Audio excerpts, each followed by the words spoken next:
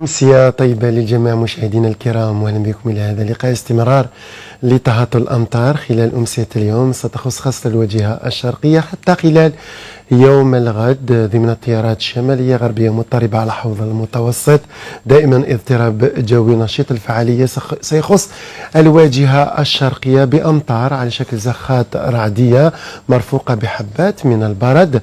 تواصل كذلك لتساقط الثلوج على القمم الجبلية خلال صباح على المناطق الوسطى، لكن ستستمر تساقط الثلوج خلال طيلة النهار على الواجهة الداخلية الشرقية على القمم الجبلية التي يزيد علوها ما بين 1000 إلى 1100 متر. بعض الأمطار خلال الصبيحة على شكل زخات متفرقة ستخص الواجهة الساحلية الوسطى ليتحسن الطقس خلال الظهيرة إن شاء الله، بينما أجواء صحوة على الواجهة الغربية. بعض الأمطار على الهضاب العليا الغربية، أجواء غائمة جزئيا على شمال الصحراء.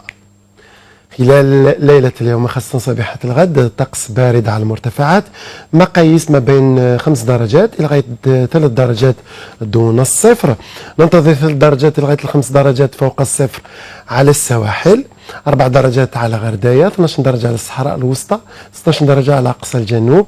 أما خلال الظهيرة إن شاء الله درجة الحرارة القصوى خلال ظهيرة الغد دائما طقس بارد على المرتفعات الداخلية والهضاب، 8 درجات على السعيدة، 9 درجات على الجلفة، نفس المقياس على سطيف وقسنطينة. مقاييس ما بين 14 إلى غاية 17 درجة على الواجهة الساحلية، 21 درجة على بشار، 27 درجة على الصحراء الوسطى، 28 درجة على كل من تندوف، تمنرست وجانت، 37 درجة على أقصى الجنوب.